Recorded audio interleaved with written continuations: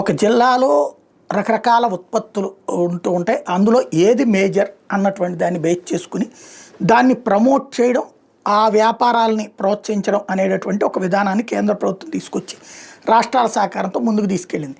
వీటికి సంబంధించిన అమలు మీదన అవార్డులను ప్రకటించింది. అందులో ఆంధ్రాకి దాదాపు 10 అవార్డులు వచ్చినాయి.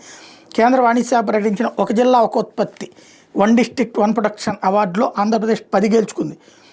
కేంద్ర వాణిజ్య మంత్రి పీయూష్ గోయల్, ఢిల్లీ ముఖ్యమంత్రి రేఖా గుప్తాల చేతుల మీదుగా రాష్ట్ర బీసీ సంక్షేమ చేనేత జౌళి శాఖల మంత్రి సవిత్తో పాటు ఆ జిల్లాల కలెక్టర్లు అవార్డులు అందుకున్నారు. దేశవ్యాప్తంగా ఏ, బి కేటగిరీలో మొత్తం 29 అవార్డులు ఇస్తే అందులో ఏకంగా ఆంధ్రప్రదేశ్ 10 దక్కించుకుంది. ఏ కేటగిరీలో రాష్ట్రాలకు ప్రకటించిన అవార్డులో ఆంధ్రప్రదేశ్కి బంగారు పథకం వచ్చింది. వ్యవసాయేతర ఉత్పత్తుల్లో జిల్లాలకు ప్రకటించిన అవార్డులో గుంటూరు జిల్లా మిరప బంగారు పథకాన్ని, శ్రీకాకుళం జిల్లా జీడిపప్పు కాంస్య పథకాన్ని చేజిక్కించుకుంది. వ్యవసాయేతర ఉత్పత్తుల విభాగంలో ప్రకటించిన అవార్డులు బాపట్ల జిల్లా చీరాల పట్టు చీరల కుప్పాడం, విజయనగరం జిల్లా బొబ్బిలివేణ, తిరుపతి జిల్లా వెంకటగిరి కాటన్ చీరలు బంగారు పథకాలు సొంతం చేసుకున్నాయి.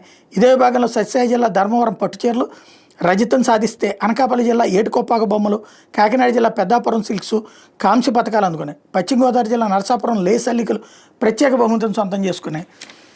ఇది అద్భుతమైనటువంటి సక్సెస్ అయింది ఆంధ్రప్రదేశ్ ఈ అవార్డులు సాధించడంలో.